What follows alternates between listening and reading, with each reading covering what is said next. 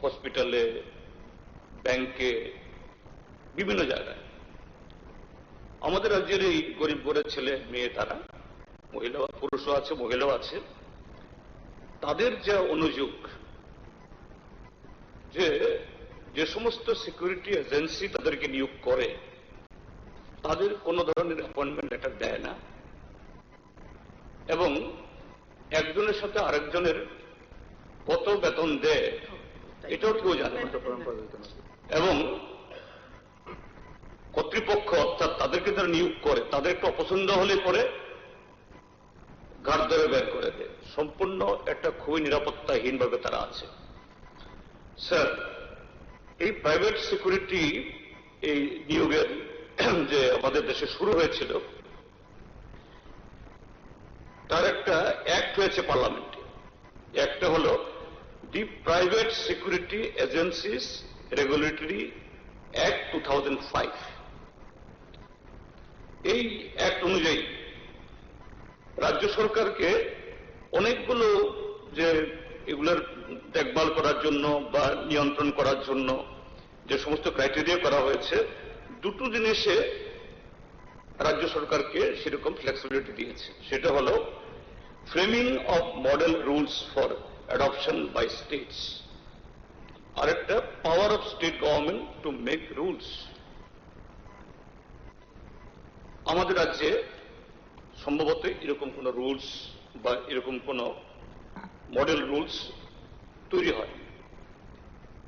এটা যদি তৈরি হয় তাহলে সিকিউরিটি এজেন্সি যারা এইভাবে সিকিউরিটি ছেলে মেয়েদের নিয়োগ করছে তারা বাধ্য হবে তাদের দিনে কত ঘন্টা কাজ করবে, তাদের মিনিমাম ওয়েজ কত হবে, এবং আরো কিছু সুযোগ সুবিধা অর্থাৎ তাদের সিকিউরিটির প্রশ্নে। কিন্তু এগুলো এখন হচ্ছে না বলে they are being exploited like anything. কাজে তাদের এই প্লাইট, এটাকে একটু সেরকম ভাবে একটা অক্সিজেন দেওয়ার জন্য আমি মাননীয় মুখ্যমন্ত্রীকে অনুরোধ করব, স্যার আপনার মাধ্যমে এই বিষয়টা একটু দেখুন এবং দেখে এক্সামিন করে কিভাবে আমাদের রাজ্যে এই সিকিউরিটি এজেন্সিস তাদের উপরে এরকম কিছু ধরা বাধা, এর মধ্য দিয়ে গরিব গরিব ছেলে মেয়েরা তারা উপকৃত হবে। আমি এই রুলসটা আমি মাননীয় মুখ্যমন্ত্রীকে দেব। স্যার, আরেকটা বিষয় বলে আমি শেষ করছি, সেটা হলো এখন না, আমি একসাথে শেষ করেছি। সেটা হলো একটু আগে আমরা অনেক আলোচনা করেছি এই যে এসএসএ এবং অন্যান্য বিষয়ে, স্যার ঠিক একই রকমেরই যে একটা স্টেট গভর্নমেন্ট, এই গভর্নমেন্টই করেছে জেআরবিটি। এই জেআরবিটির ক্ষেত্রেতেও এরকম বেশ কিছু ডিপার্টমেন্টের নিয়োগের জন্য পরীক্ষা দিতে হয়েছে। লোয়ার ডিভিশন ক্লার্ক, তারপর মাল্টিটাস্কিং অপারেটর, তারপরে এগ্রিকালচারের এরকম কিছু পোস্ট একসাথে করে বিভিন্ন ডিপার্টমেন্ট যাতে খুব যে এই দীর্ঘায়িত না করে ইন্টারভিউ প্রসেস তারা পেতে পারেন। কিন্তু এই ক্ষেত্রেতেও ইন্টারভিউ হয়েছে বহু আগে। হ্যাঁ, সেই জায়গাতে 100 পয়েন্ট রোস্টার মেনটেন করতে গিয়ে, হ্যাঁ সেখানে আমি শেষ করছি, করতে গিয়ে সেই জায়গাতে কিছু অসুবিধা হয়েছে, এই জন্য হয়নি। কিন্তু এরপরও কোর্ট রায় দিয়েছে, কিন্তু এখনো তাদের ক্ষেত্রেতেও কোন ধরনের ইমপ্লিমেন্টেশন হচ্ছে না।